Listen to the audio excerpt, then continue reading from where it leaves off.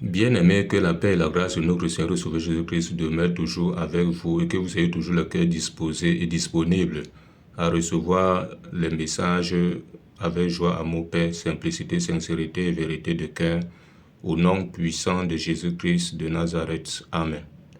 Bien-aimés, j'entends les adeptes d'une religion ou d'un milieu dit chrétien dire carrément que Marie est montée au ciel. Et ils ont même l'habitude de fêter même l'Assomption.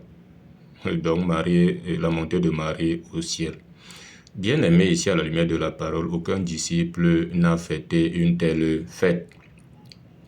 Parce que cette fête n'a pas de fondement biblique.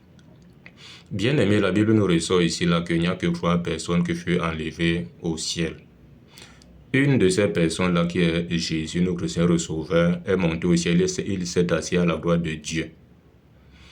Et les autres furent enlevés uniquement au ciel.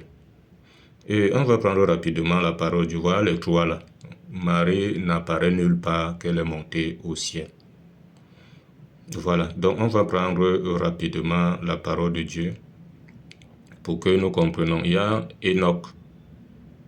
Enoch, on va prendre Hébreux 11, verset 5. Hébreux chapitre 11, verset 5. Voilà, qui nous dit ici, écoutons bien.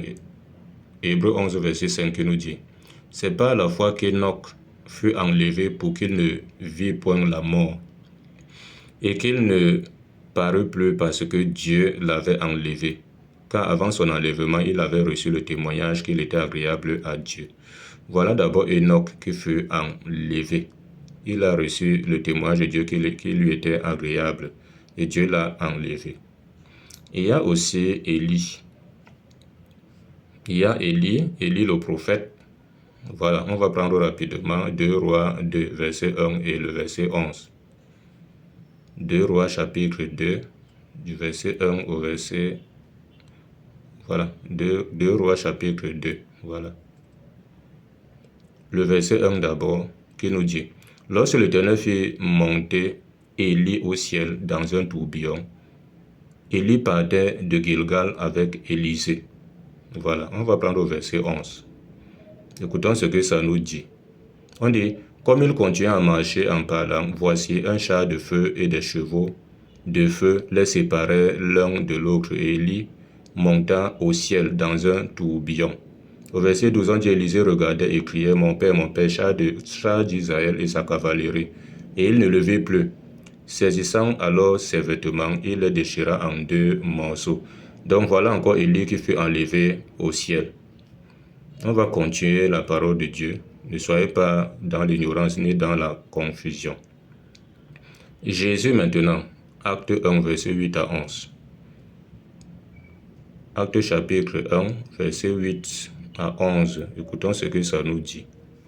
Acte 1, verset 8 à 11 nous dit: Après qu'ils eurent souffert, il leur apparut vivant, et leur en donna plusieurs preuves, se montrant à eux pendant 40 jours, et parlant des choses qui concernent le royaume de Dieu. Comme il se trouvait avec eux, il leur recommanda de ne pas s'éloigner de Jérusalem, mais d'attendre ce que le Père avait promis, ce que je vous ai annoncé, leur dit-il. Au verset 5, on dit: car Jean a baptisé d'eau, mais vous, dans peu de jours, vous serez baptisés du Saint-Esprit. Au verset 6, on dit: alors les apôtres réunis lui demandaient: Seigneur, est-ce en ce temps-là que tu rétabliras le royaume d'Israël? Au verset 7, on dit: il leur répondit: ce n'est pas à vous de connaître les temps ou les moments que le Père a fixé de son propre autorité. Au verset 8, on dit: j'ai voulu d'abord recommencer en haut là pour que vous compreniez de quoi il est question. Au verset 8 de acte 1, on dit: mais vous recevez une puissance, le Saint-Esprit survenant sur vous, et vous serez mes témoins à Jérusalem, dans toute la Judée, dans la Samarie et jusqu'aux extrémités de la terre. On dit: après avoir dit cela, il fut élevé pendant qu'ils le regardaient, et une nuée le déroba à leurs yeux. Au verset 10, on dit: et comme ils avaient le regard fixé vers le ciel pendant qu'ils s'en allaient, pendant que Jésus s'en allait au ciel, on dit: voici 2 hommes vêtus de blanc leur apparurent, et dit: hommes galiléens, pourquoi arrêtez-vous à regarder au ciel? Si Jésus qui a été enlevé au ciel du milieu de vous viendra de la même manière que vous l'avez vu allant au ciel. Donc, il n'y a que ce choix-là. Vous allez lire de Genèse jusqu'à Apocalypse. Vous ne verrez pas que Marie est montée au ciel, soit dans un tourbillon, soit elle est montée au ciel devant tous ceux-là qui étaient là. L'on veut monter au ciel. Attention, ne mélangez pas tout. Donc, voilà un peu ce qu'il fallait que les uns les autres saisissent comme message, afin qu'ils ne soient plus dans l'ignorance et qu'ils suivent la vérité et rien que la vérité. Ne cherchez pas à plaire à vos familles, parce que vos familles sont dans ces différentes religions-là ou dans ces milieux dits chrétiens, que forcément il faut que vous suivez aussi le mouvement. Non. Ne cherchez pas à plaire à quelqu'un. C'est pour cela que Paul dit à Galates 1, verset 10. Galates chapitre 1, verset 10, il dit « Est-ce la faveur des hommes que je désire? Est-ce que je cherche encore à plaire à un homme? Si je plaisais encore à un homme, je ne serais pas serviteur de Dieu. » Si tu veux plaire à un homme, tu ne serais pas serviteur de Dieu, mais cherche à plaire à Dieu pour que tu sois son serviteur. Donc voilà un peu ça, dans la paix. Au nom de Jésus. Amen.